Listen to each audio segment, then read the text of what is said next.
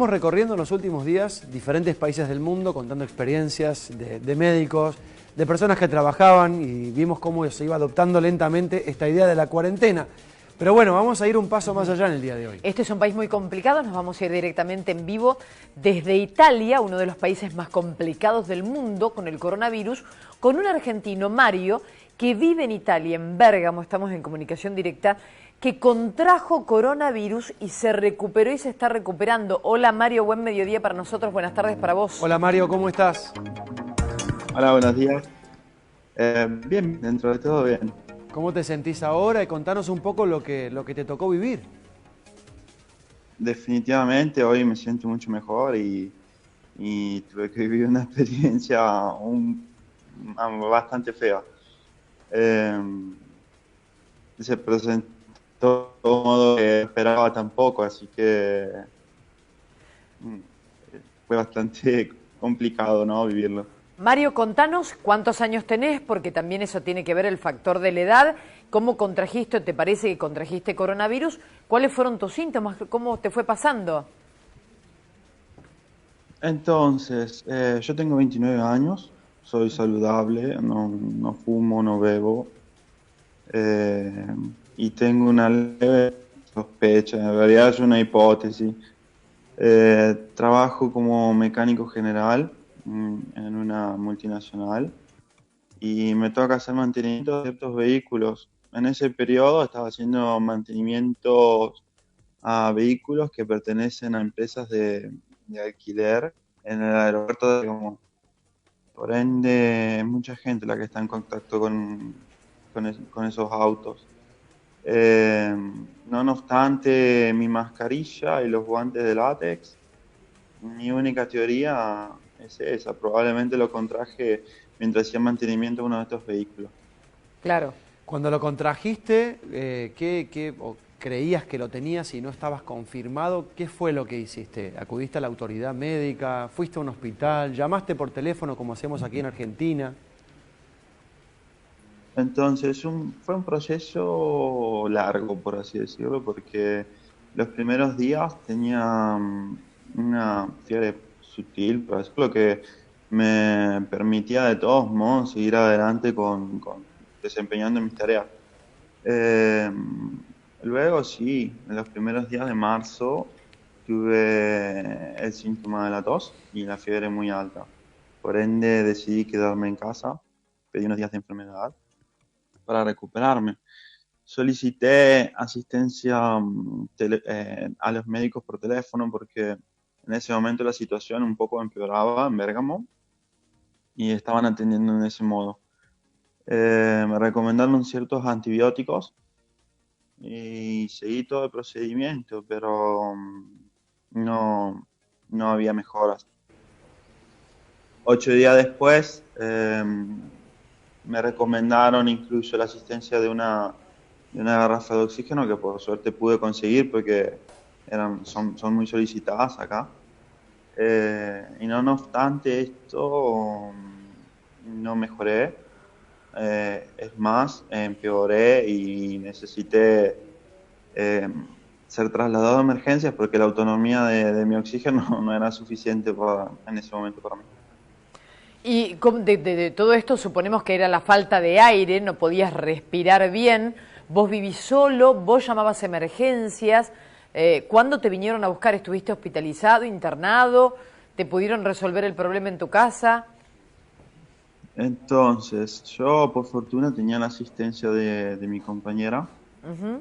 Era ella que se ponía en contacto con los médicos para seguir este procedimiento, porque yo realmente no me encontraba en condiciones, estaba muy mal.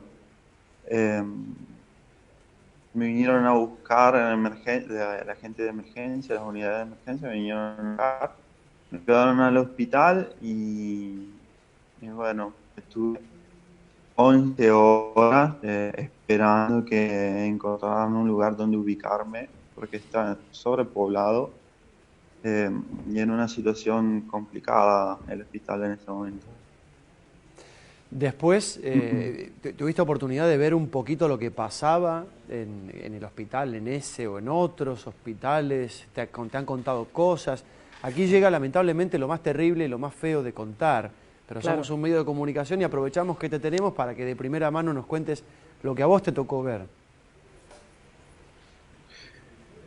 Uf, es muy difícil, es muy frustrante, porque te encontrás en una situación donde quisieras ayudar al prójimo, sobre todo por las generaciones que están ahí adentro, que sufren mucho más, que son la tercera y la cuarta generación. Por ende, el panorama es desolador. Te encontrás en una situación donde quisieras hacer algo por alguien, no obstante las condiciones en las que uno mismo se encuentra, ¿no? Eh, las imágenes, yo creo que me llevará muchísimo tiempo eh, olvidarlas o al menos ignorarlas en cierto modo, sobre todo porque no alentaban yo pienso que no alientan a nadie que vaya a parar en emergencias ahí. Mm, El panorama no es alentador, digamos, por así decirlo. Quisieras simplemente volver a tu casa, eh, pero toca atravesar esa instancia. ¿Qué fue lo que hicieron, Mario, por vos en el hospital? ¿Te hospitalizaron? ¿Necesitaste en algún momento asistencia respiratoria? ¿Vos tenías una bigotera o oxígeno? ¿Qué más necesitaste con tus 29 años ahí en el hospital? Entonces, como yo había llegado ya con una garrafa de oxígeno, en primera instancia ellos me reemplazaron la garrafa y seguían bombeándome la misma cantidad de oxígeno con una mascarilla. Después, durante estas 11 horas, es muy probable que incluso yo haya perdido conocimiento una vez, porque no era suficiente esta cantidad. Y un enfermero me trasladó a otra habitación donde me pudo conectar al muro, por así decirlo, y aumentó la presión de oxígeno. Pude recuperar lucidez. eh, y bueno, de ahí fue todo desarrollándose hasta llegar al casco, este dispositivo que te ponen para bombearte oxígeno adentro. Eh, Dado que yo no era más autosuficiente con mis pulmones, y bueno, así se desenlaza todo. ¿Esto que nos decís es un respirador artificial? ¿Estuviste inconsciente conectado a respirador? ¿Es un paso previo al respirador artificial? Sería un paso previo. Hay 3 niveles de gravedad en el hospital en este momento de Bérgamo, y yo llegué al segundo nivel. El tercer nivel significa estar entubado a un respirador artificial. En mi caso, es un dispositivo, es como un casco donde te bombean el oxígeno con cierta presión, porque Claro. mis pulmones entran en un estado donde se vuelven rígidos y no trabajan del modo adecuado. Por ende, necesitaba que mi organismo recibiera oxígeno en algún modo, y bueno, era mediante estuve conectado 5 días sin cambiar la posición en la camilla, porque en cierto modo te atan. No puede cambiar de posición en casco porque si no tienes filtraciones de aire, y eso implica que cambiaban los niveles de oxígeno. Por ende, es una situación muy fea, muy difícil, sobre todo porque no podés dormir, no podés reposar, no, Nada. es complicado. Mario, ¿y cuándo empezás a notar que te empezás a recuperar? ¿En qué momento y cómo te comunican después que podés seguir, pero en tu casa? ¿Cómo se da ese proceso?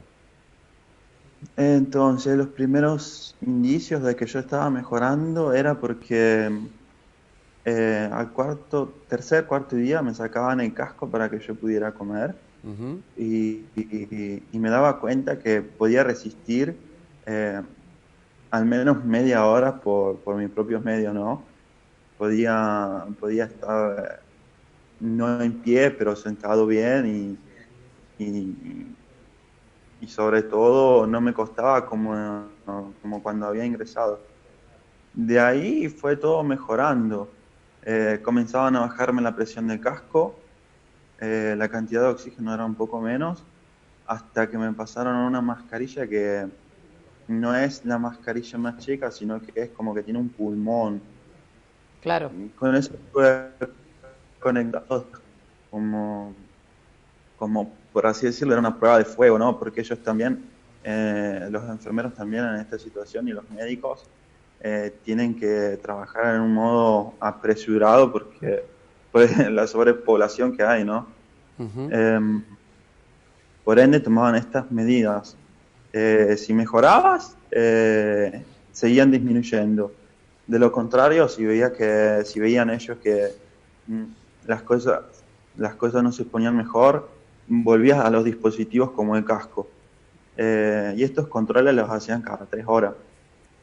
Afortunadamente, fui solamente progresando hasta llegar a una mascarilla de oxígeno normal, se podría decir en cierto modo, donde la cantidad es la misma, eran 4 litros, una cuestión así, Claro. que es la misma que puede erogar una de oxígeno normal, ¿no? Como la que podemos conseguir nosotros. Bien.